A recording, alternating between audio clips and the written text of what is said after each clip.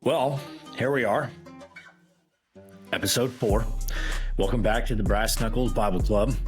I am your host, Ronan. I am here with my two co-hosts, Zed the Head over here, and Moyamune Musashi. He's back. We found his sword. Unfortunately, we can't find his machine gun. But hey, that's kind of the price you pay for having toddlers. So I'm just thankful that he still has arms at this point.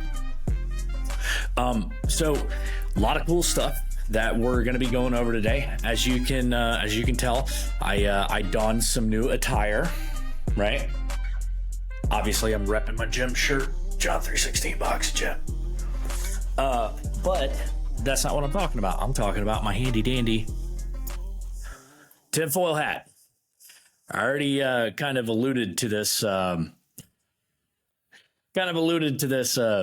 a week or two ago, whenever the Super Bowl was going on, saying that if I bust this puppy out, you know that it's going to be a good podcast episode. So anyway, so listen, before we get into anything, I'm just going to let you know right off the bat what we're going to be getting into. So I got a question for you real quick. What does Egypt, Sudan, Mexico, the United States, Peru, Bolivia, Italy, Greece, and Polynesia have in common? Wrong answers only. No, I'm just kidding. Pyramids. Pyramids. Okay, today we're going to be talking about pyramids, counterfeit religions, and Baal. Baal, right? Today is going to be Baal Unveiled. In addition to that, okay, I probably, by the end of this thing, I could probably just change the name of the episode to, hey, please send me money because I'm fired and I'm canceled. Listen, we don't call the Brass Knuckles Bible Club for no reason. All right. Sometimes the truth hurts. Truth is painful. But it's really interesting. A lot of cool stuff. I got to be careful about this.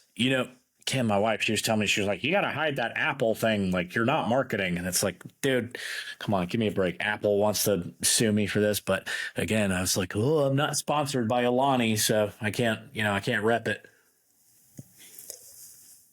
Whatever. I'm tired. I'm smoked. It's been a long, crazy work week. And, dealing with crazy people. All right. And, tired, man. It's like I told you, and dude, I got kids. I boxed, dude. I'm like, so one of the ladies that goes to my gym, Grace, she's from Canada, and man, she'll work you. She'll work you. I consider myself to be a pretty fit dude. Like, I don't think I'm God's gift to, athletics or boxing by any stretch of the imagination, but I'm pretty in shape. Like, I make it a point to stay in shape, but she'll have you wanting to throw up doing jumping jacks. Doesn't sound that crazy, but there's a lot of intricate ways that you can put pain into somebody's body, and not all of that has to do with punching them in the face. All right, so let's get back to the task at hand. So, like I say in all my other videos, okay, I'm not a pastor. I am not a prophet. I am not a professor. In no way, shape, or form am I elevating my experiences or anybody else's experiences above that of Scripture. This podcast is not substitutionary for reading the Bible for yourself or going to church. Okay, you absolutely should read the Bible for yourself, and you should get plugged into a theologically sound church with a theologically sound pastor. Okay? I'm just a regular dude. I'm a regular dude who researches and reads. My wife, she told me, I forget what. We went over something earlier today. One of my kids told me that he was like, oh, hey, Dad, you want to know this fun fact? And not only did I already know it, but I took her way further than that. And my wife was like, you need a shirt that says I box and I know things, because I don't know, full of useless knowledge. And definitely knowledge that won't help me get promoted or help me make any more money. So hopefully we can put it to some use here Anyway, again, not a pastor, not a prophet, not a professor. And this podcast is for entertainment purposes only. Okay, now, done with that. So, pyramids. Pyramids, they are all over the place. All over the place. Whenever people think of pyramids, obviously they immediately, their mind jumps to Egypt, right? The Great Pyramids of Giza, right? But what they didn't know is that there's pyramids all over the place. Now, if you're like into ancient aliens or any of that other stuff, maybe you probably knew that. But the FedEx guy probably doesn't know that. Like the people that are, your electricians probably don't know that. Normal run-of-the-mill people that work for a living and don't have time to sit and watch History Channel all day probably don't know that stuff. But yeah, no, there is pyramids all over the place. And so these things baffle people. Now, I'm not even going to get into that, how they were built and all this stuff, because that's a whole other thing in and of itself, right? But the mere fact that we have pyramids all over the place. There's a couple different types, okay? But the two main types, you have the triangular pyramids, like the ones that you see in Egypt, right? And then you have the step pyramids, like the ones that you see in Mexico and Peru, okay? Little weird. There's some commonalities between them, that's one of the things. Be like, first of all, I don't even know how people had the idea to build these things on one side of the planet and on the other side of the planet. And if you go by what mainstream, like secular archaeologists are saying, that, oh, this thing's 400,000 years old. This thing is 60,000 years old. This thing is 8 jillion years old. You know what I mean? So like nobody has any idea of what to believe, but that's all poop. They're not that old.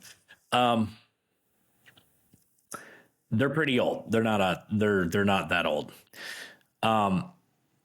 People don't know where they came from. People don't know what inspired them. People don't know how they were built. People are recognizing the fact that these things are usually close to a river or some main body of water, or that these things are laying across ley lines. Some people have theorized that, they are never really further above 15 degrees up to 40 degrees north or south of the equator. A lot of them are trying to stay like in tropical zones and whatnot. Some people have theorized that these things are tombs for kings. Other people have theorized that these things are power plants. Whatever.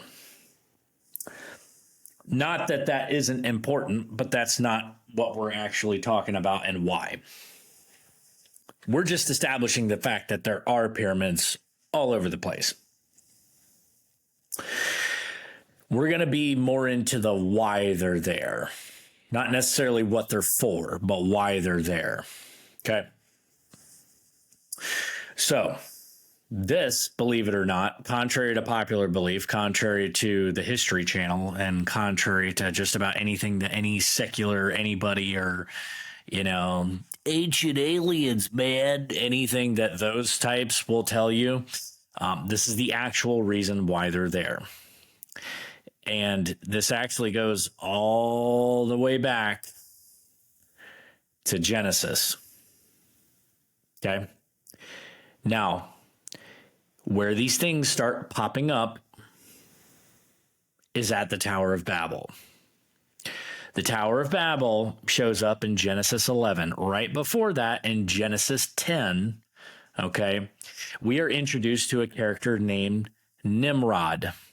Now, in Genesis 10, verses 8 and 9, it says, Cush fathered Nimrod, and he was the first on earth to be a mighty man. He was a mighty hunter before the Lord.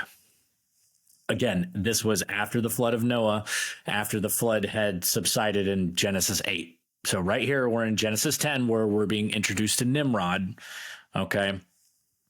And this is the interesting thing, and I'm going to put the picture up here in a second. This is the interesting thing about a tower. So in 2025, okay, or in the modern sense, when you think of a tower, you think of a skyscraper. That's what people think of when they think of towers. Back in these days, that's not what a tower was, okay? A tower back in these days looked like this. Okay? It looked like a pyramid. That's essentially what a tower was. It was a pyramid. Now, whether it was directly triangular or was a step pyramid, doesn't really matter. I mean, it was wider at the base and it narrows it at the top. And there was a few reasons for that. Okay. And again, I'm not going into how they were built and why and whatever, whether or not they were power plants. That's not what this is about. Okay. But they were resistant to floods. They were resistant to earthquakes, very wide base. Okay. And gradual slope upward. Now, Nimrod was the great grandson of Noah, and he was the one who oversaw the construction of the Tower of Babel that's referenced, okay, in Genesis 11 in the land of Shinar. Now,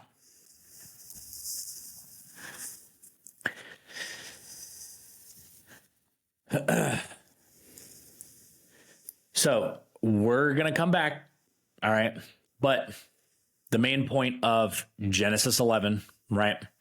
God had specifically told Noah and his sons to go out to be fruitful and to multiply and to go all over the earth, okay? But here in Genesis 11, we see direct disobedience to what God said. The people said, let us come together, okay? What they wanted to do is they wanted to build a tower that reached into the heavens. Now, there are different theories, different speculations as to why they wanted to do this. You know, I would personally like to throw out, if you want a much, much deeper dive into this stuff, then YouTube and look up missionary Spencer Smith, okay, in his Third Adam series. He's got like 5 documentaries out, and I've seen every one of them. He does fantastic work. I love all of his stuff. If you ever get the chance and you want to look more into this guy's got hours and hours and hours and hours and hours and hours and hours of stuff. Okay. Missionary Spencer Smith. All right. Third Adam documentary. There's Third Adam. There's Third Adam 2, The Great Seduction. There's Third Adam 3, Rise of the Divine Feminine. There's Third Adam 4, The Road to Shambhala. And there's Third Adam, God's Millstone. God's Millstone was a little bit different because it was kind of dealing with the whole LGBTQ alphabet people and the transformer community. Okay. And things of that nature whenever it comes to, you know, talking about God's millstone, whenever Jesus was saying that, you know, it would be better for you to have a millstone tied about your neck and cast into the depths of the sea than to offend one of these little ones. Okay. That one, he was kind of getting shadow banned on that one for a little bit. And then he ended up bringing back, I'm pretty sure it's back on YouTube. If you get the chance, again, like I said, there's Third Adam 2, The Great Seduction, Third Adam 3, Rise of the Divine Feminine. There's like a Third Adam 3X or whatever that's even longer. Third Adam 4, Road to Shambhala, and then Third Adam, God's Millstone. Those are absolutely phenomenal documentaries. Phenomenal. Anyway, he goes into this stuff way deeper, way deeper. Check him out. But anyway, so obviously, you know what happens. Okay. God sees what they're doing. Okay. And he knows that they're united in cause and they're united in language. And he said, soon nothing will be impossible for them. Okay. So he came down, he confused the language, and he scattered them all. He scattered them all. Now, we're going to hit the pause button. we're going to skip forward a little bit, and like Quentin Tarantino, we're going to kind of circle back around to Nimrod. Okay, so we're going to hit pause on Nimrod. Okay. Now, here's where we're going to kind of move into Baal. All right. So in Exodus 14, Moses parts the Red Sea and the Israelites escape the Egyptians. Okay. And, you know, all the horses and the chariots and all the Egyptian soldiers, they're all drowned in the sea, and Moses and, you know, they all get away. Right. Exodus 15 through 18, Moses and the people, they're in the desert. Exodus 19, God calls Moses to the top of Mount Sinai to talk to him. Okay. And from Exodus 20 to 31, God is talking to Moses and teaching Moses on top of the mountain. And in Exodus 32, Moses comes down from the mountain and he finds his people worshiping a golden calf that Aaron helped them make. A golden calf. You could say a bull, a golden bull calf, whatever. In paganism, bulls represent strength and fertility. Okay. So here's where we're going to get off into the weeds a little bit here. Okay. Now, it is commonly associated, and although it does not explicitly say that, you know, that they were worshiping Baal, okay, or Baal, Baal. Even though it does not explicitly say that they were worshiping Baal, they were worshiping the symbol that is directly tied to Baal. Baal is tied to the bull. Baal is the Canaanite and Phoenician deity for, he's their storm god and strength and fertility god. Okay, small g, God. All right. Now, remember, they just came out of Egypt, right? They escaped the Egyptians. Moses parted the Red Sea. They all got away from the Egyptians. All the Egyptians drowned. Okay, they got away, and then they were in the desert looking for the promised land, right? So they came from Egypt. Now, it just so happens that the storm god deity for Egypt is known as Baal Zephon. Okay? So, can we definitively say that they were worshiping Baal whenever he came down from the mountain? No. Is it a high probability that that's what that was? I would safely assume probably yes. Okay. So if you're reading the Old Testament, Baal is littered throughout the Bible. Okay. And he is essentially the chief competitor for the heart and the worship of Yahweh, God's people. Okay. Like I said, he was originally a Canaanite and Phoenician deity for storms and fertility. The Israelites, they repetitively turned their backs on Yahweh, the one true God, and they worship Baal, and they were punished severely for it every time. Every time. Now, here's where we're going to put a pause on Baal, and I'm just going to draw a little parallel here. So, we know that Satan, right, Lucifer, he is a master counterfeiter. He's a fake. He's a fraudster. Okay. So with that, okay, there's nothing new under the sun. So every time that we're seeing new religions popping up, okay, they might have different names, different locations, different origin stories, different whatever. But if you look at the main characteristics, okay, it's the same thing.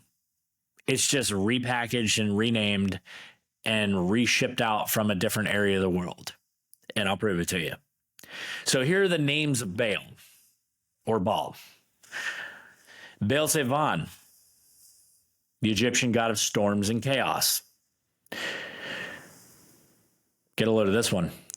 Zeus Baal or Zeus Baal.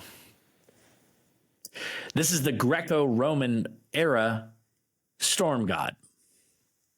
Zeus Baal.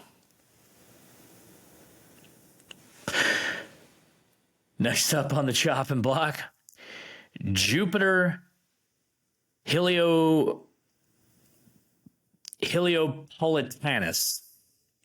Sorry, it's a mouthful. Jupiter Heliopolitanus, Lebanese god of thunder. Now, if you don't know who Jupiter is the Roman variation of the Greek god Zeus. Zeus Baal. Now, I know there's no name for Jupiter Baal, but it's essentially the same thing. He's the Lebanese god of thunder. Saturn Baal, god of fertility in Carthage. Baal Zebub, Lord of the Flies. Now, he was in the Philistine city of Ekron, and he later became Beelzebub, the prince of demons. Now, stop for a second here. Who's the prince of demons?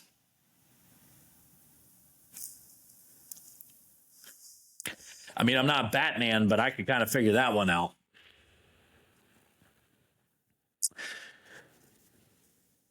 Here's where it's going to get, I'm so going to get canceled right here. Hubal, Hubal. Hubal. Hubal is the Arabic word for Baal. Hubal was the pre-Islamic deity that was worshipped by Arabic stargazers and pagans. They worshipped at Mecca. Hubal was the god of the moon. Hubal was adopted from the Moabites, who were the descendants of Lot from the Old Testament. Hubal became the chief idol of Mecca. So, to Muslims who worship at the Kaaba, okay, which is this essentially the cube, the stone that they got to walk around, right? And it's supposedly got the black stone, the cornerstone or whatever that they got to kiss, okay? The Kaaba stone that they have to kiss that supposedly came from a meteorite. So to Muslims, if the Kaaba is Baal's shrine, which again, Hubal is the Arabic word for Baal or Baal. If the Kaaba is Baal's shrine and it is Allah's shrine, and if Islam, you can't have more than one God, okay, then purely by deduction, one could safely assume that Allah is Baal. Allah is Baal. It's Baal from the Old Testament.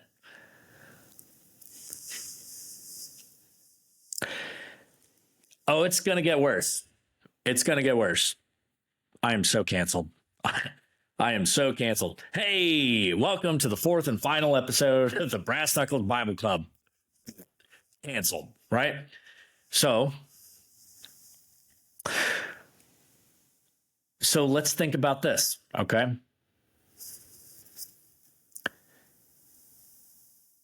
if Allah is Hubal and Hubal is Baal, and Baal is essentially Satan,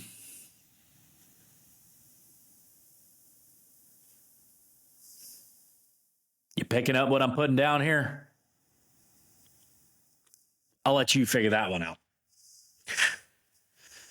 So what does this have to do with Nimrod? Okay. So remember I told you, time out. We're going to be talking about Nimrod. We're going rewinding back to Nimrod. All right. Right, Moyamoto? Right. Right, Zed? Right. All right. Let me take a swig of this Alani and let's go.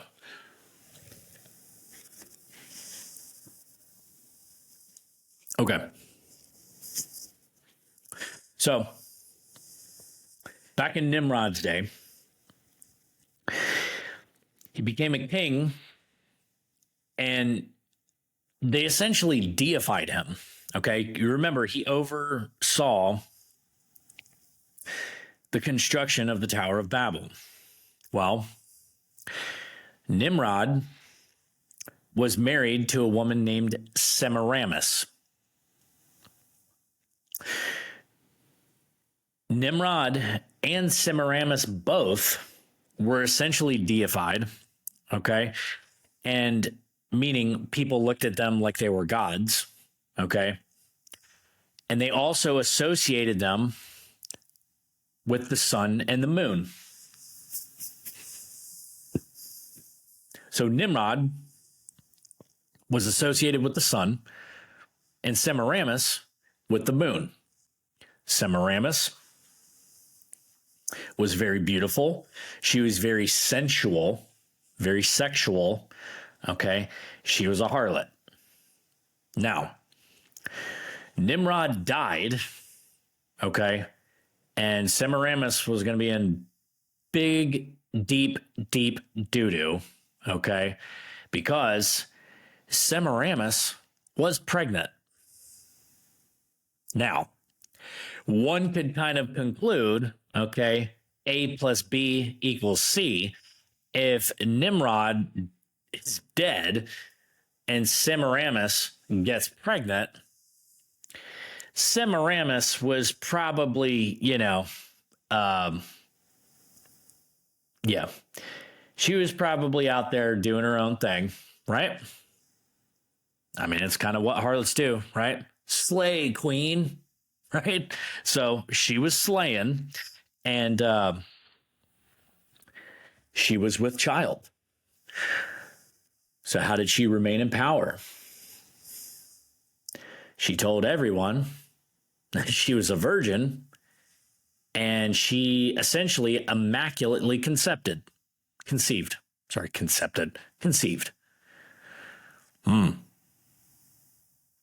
Wow. So essentially what she said is she said that she was going to give birth to the reincarnated Nimrod, and she named her child Tammuz.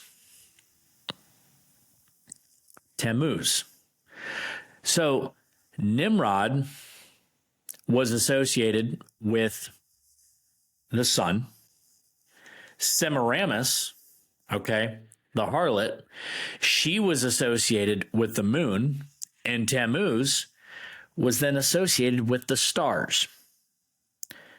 So this became this false Trinitarian dynamic, essentially painting a holy father, right? A sacred virgin mother, and a holy son. This became a false trinity. This isn't the first trinity. The trinity is at the beginning of creation. Okay? Father, Son, Holy Spirit. Now, this became a false pagan trinity, which was then copied, replicated, and transported and exported all over the world. So, Where does this head? Well, Semiramis also became known as the Queen of Heaven.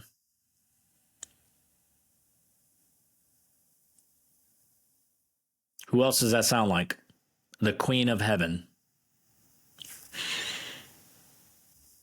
There's some harsh criticism here for Catholicism.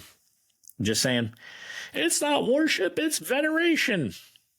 Okay. So essentially, like I was saying, yeah, this sprung forth false Trinitarian mythologies and religions, astrology, false creation stories, idol worship, and goddess worship, and secret societies. So, when the Tower of Babel split and the languages were confused and the people were scattered, they exported their false religion, they exported their false trinities, they exported their astrology, their sun, their moon, their star worship, and they exported their goddess worship. That's why it's so confusing. That's why when people are like, oh, you know, you got all these religions, you got all these gods, and they essentially all say the same thing. How are we supposed to know that this is the truth? Well, do you want to know why it's so confusing? This is exactly why. This is exactly why. So, listen, all this stuff, these are just the same repackaged and relabeled lies. Like I was saying before, there's nothing new under the sun. Satan is a master counterfeiter, okay? And he masquerades as an angel of light, okay? So he's not going around in a red hoodie with a cape, you know, and a pitchfork trying to deceive the nations going, the devil, come and follow me. No, of course not. Absolutely not. That's not how he's appearing to these other cultures. You wouldn't be able to convince anybody to do that. How are you going to convince anybody to follow you if you appear to them like a monster? That's not what he did. And you got to remember, whenever we think of Satan, we think of, we think of the goat man. We think of the goat man, red beard, right? He's got the evil goatee with the point. He's got the cape. He's got the little pitchfork thing, right? He's got the hoof feet. He's got all this, right? You don't expect this dude to look like Brad Pitt. You don't expect him to look like Brad Pitt, peak Tom Cruise, peak Mel Gibson, peak Al Pacino. If they all had a baby and that baby was swished around in gold, okay? Yeah, Lucifer looked more handsome than that. He was beautiful. He was absolutely beautiful. And if he can display false signs and wonders, you got to remember, he's a cosmic being. Aside from Father God, the Son, and the Holy Spirit, if you were to count those as one being, the Trinity, then aside from the Trinity, he would be the second most powerful being in the entire universe. Because even the Archangel Michael did not rebuke. He didn't rebuke Lucifer. He said, the Lord rebuke you. The Lord rebuke you.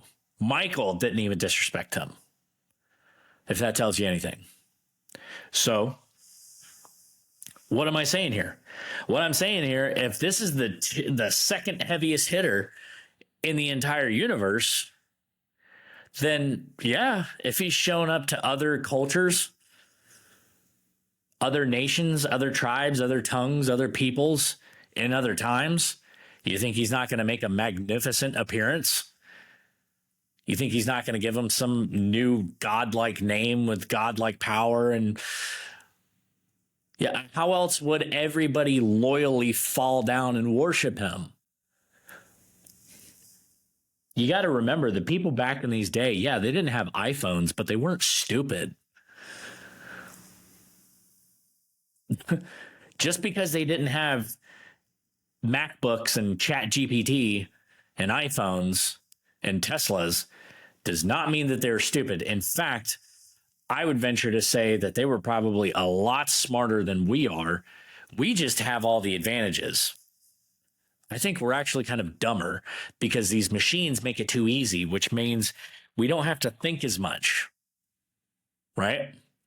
Whole other thing. I'll go into that another time. Okay. But yeah, no, I think they were smarter than we are. I don't think this thing makes, I don't think this stuff makes us smarter. I think it makes us dumber because we become too overly dependent on it. If all the power went out, we'd be like, you know, what do you mean I can't charge my phone? Yeah, dude, it would not take very long for everything to dissolve. Anyway, don't want to get way off into the weeds with that. But so yeah, no, I mean, he's going to appear to them with what they assume is great power and glory. So they exported their false beliefs. They exported their false idols. They exported their false trinities. Okay. Their false religion.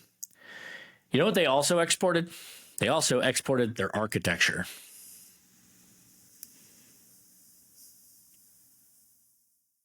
Listen, the names change, the locations change, the stories change.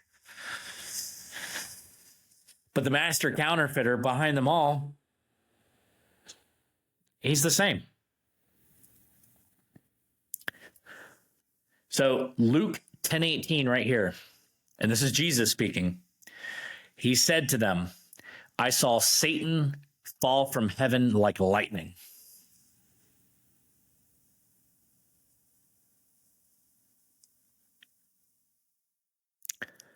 So if we look at Satan, if we look at Zeus, if we look at Baal, and we look at Odin, okay, and there's no good pictures of Allah. There's like a picture of a dude with two arms, okay? Sorry. It's poop, okay? But if you look at a picture of Satan, how he's described, and you look at Zeus, and then you look at Baal, and then you look at Odin, you mean to tell me these aren't looking like the same guy? Now I get it. Yeah, no. In the images they look similar, but I'm not even just talking about that. I saw Satan fall like lightning from heaven. Magically, he shows up as the storm god to the Greeks, just like he showed up as the storm god to the Canaanites and the Phoenicians, just like he showed up as the storm god to the Norse.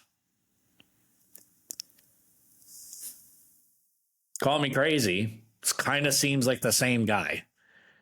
You know what that's like? That's like Superman whenever he walks into the booth, right? And he just puts his little trench coat on thing and puts a, you know,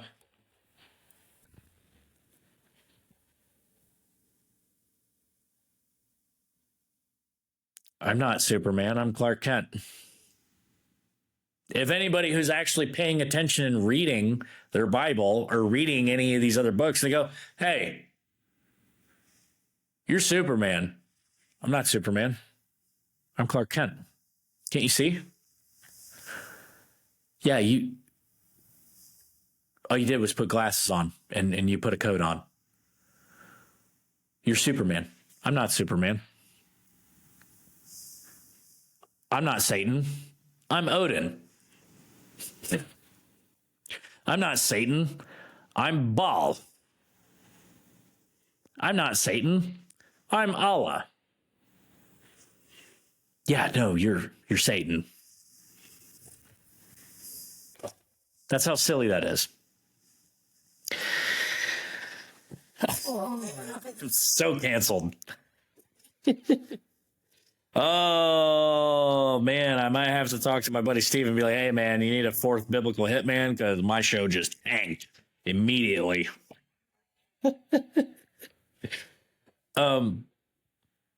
So I want to take you back to one thing, okay? let's think about this here for a second, right? Let's think about this here. So, if Allah is Hubal and Hubal is Baal and Baal is Satan, then when you look at Muslim extremists, they're not extremists. They're fundamentalists. They actually believe their texts. Okay. You ever read the Quran? It's a very violent book, dude. I have one. Violent book. So when you see things like that and you start putting these pieces together, when you see things like in my closing, right? In my outro, you see a picture of the Prophet Muhammad, and then you see ISIS on the beach with all the Christians that are lined up on their knees, right? Now everybody knows what happens after that, okay? They sawed all their heads off. But when you see that and you start putting the pieces together and you go, wait a minute, Allah is Satan. So if these people are sawing Christians' heads off, and like in October 7th, if they're setting babies, Jewish babies on fire in their cribs, and they're essentially doing things that demons would be jumping for joy for while yelling, quote unquote, Allahu Akbar, which they claim is, quote unquote, God is great, right? Here's my question. Hey, dude, God is great, huh? Which God? Which God are you talking about? Because I can tell you this, the God of Abraham, Isaac, and Jacob would not be doing backflips about you setting babies on fire or sawing off Christians' heads. I can tell you that. I can tell you the creator of the universe, right? God,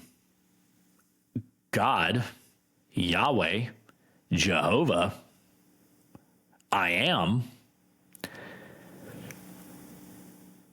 Yeah, he would not be pleased with that. So again, my question is that when you say God is great, which God are you talking about? Because just looking at what you're doing, that sounds like peak Satanism.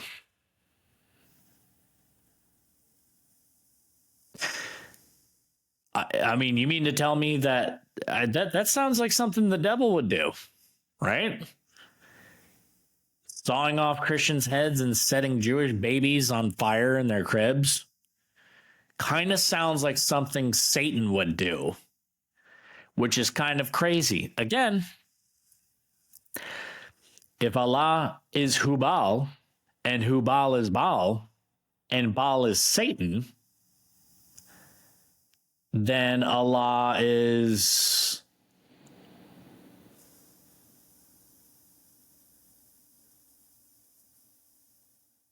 food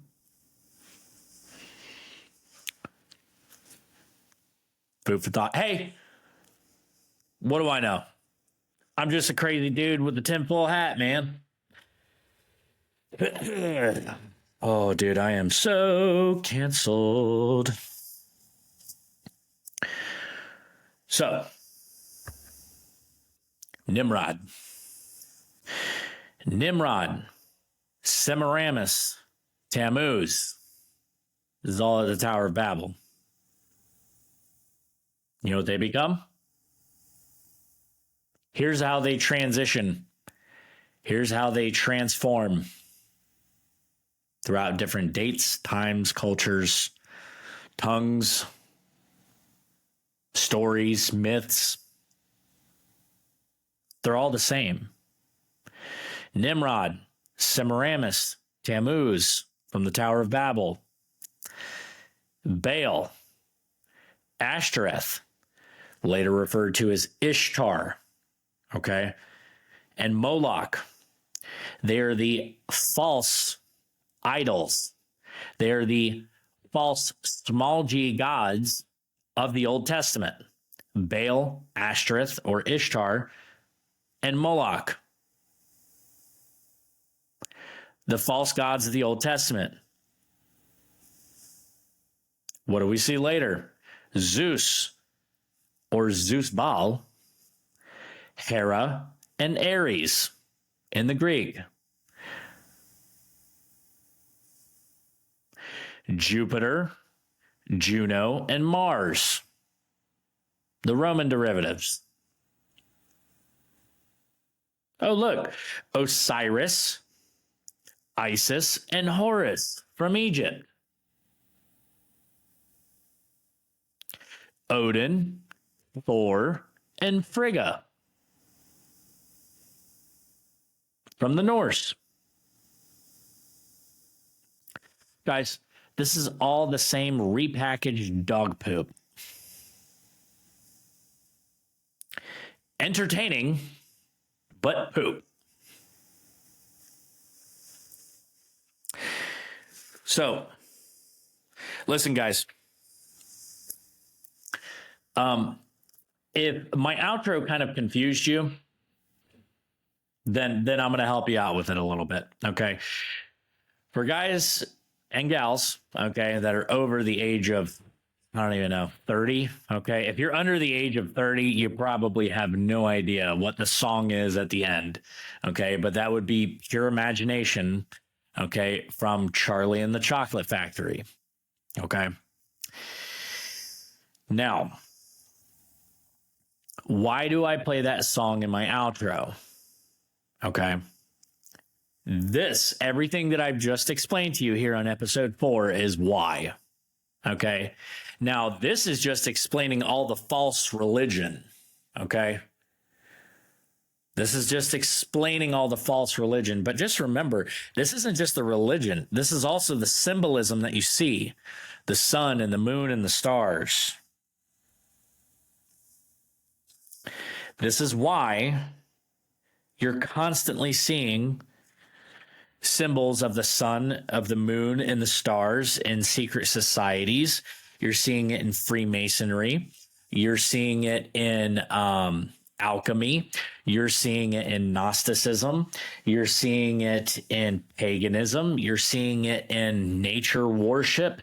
You're seeing it in... It's everywhere, man. It's in your brands. It's on flags.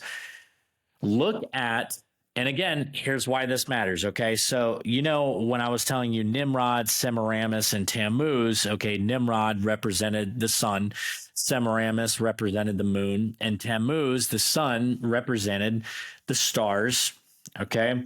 In Arabic culture, okay, when it came to the Arabic pagans, it was actually flip-flopped. The moon was seen as the male deity, and the sun was seen as the female deity. So, when you look at the symbol for Islam, what is it? It's a crescent moon and a star. Wow. Hubal. Baal. Hubal. Allah. Allah. Hubal. Baal. The moon and the star. Is it making sense yet? Again, like I said, this isn't for people that graduated summa cum laude from the Master's Seminary. I'm a regular Joe Schmo, dude. This is for the factory rat. This is for the grease monkey. This is for the copper, right? This is for the security guard. This is for the mailman. That's what this podcast is for. But this podcast, okay, is essentially Look, dude, if the Brass Knuckles Bible Club exists for nothing else, then this is essentially what it's here for. It is to help separate the truth from the dog poop. Okay? That's what we're here for. And why brass knuckles? You know why? Because the truth hurts. And when you get punched in the face with brass knuckles, you feel it. Guarantee you that lesson will stick. Okay? That's why brass knuckles. But that's what we're here for. We're here to help separate the truth from the dog poop. Because that's what it is. Poop. We haven't even gotten to the portions, like I said, where I'm going to be reading these wildly blasphemous and heretical texts of not just, you know, I mean, we're going to emerald tablets of Thoth, man, right? Dude, nobody's safe. I don't care. I have a Quran. We'll read the Quran. We'll read the Quran. We'll read the, you know, whatever the Jehovah's Witness one is. I don't care. The Book of Mormon, the you know, whatever. Dude, I don't care. Listen. John 14:6. Jesus said to them, I am the way, the truth, and the life, and no man comes to the Father except through me. Period. Full stop. Quote. End quote. That very statement is exclusive. Jesus made himself unmistakably clear. Also, Paul says that if anyone else preached to you another gospel, any other man or even an angel from heaven, they are to be accursed. Accursed. That's what all this other stuff is. It's a curse. So, be strong, endure, contend for the faith. If you don't know where you sit on it, keep watching my videos. If you're a fan from TikTok, please come and subscribe. Share this stuff. But again, I'm going to get it in a neon sign right here on the back wall. John 14:6, Jesus said, I am the way, the truth, and the life, and no man comes to the Father except through me. Not Odin, not Baal, not Baal Zephon, not Zeus. Jesus is the way, the truth, and the life, and no one comes to the Father except through him. Period. But everything else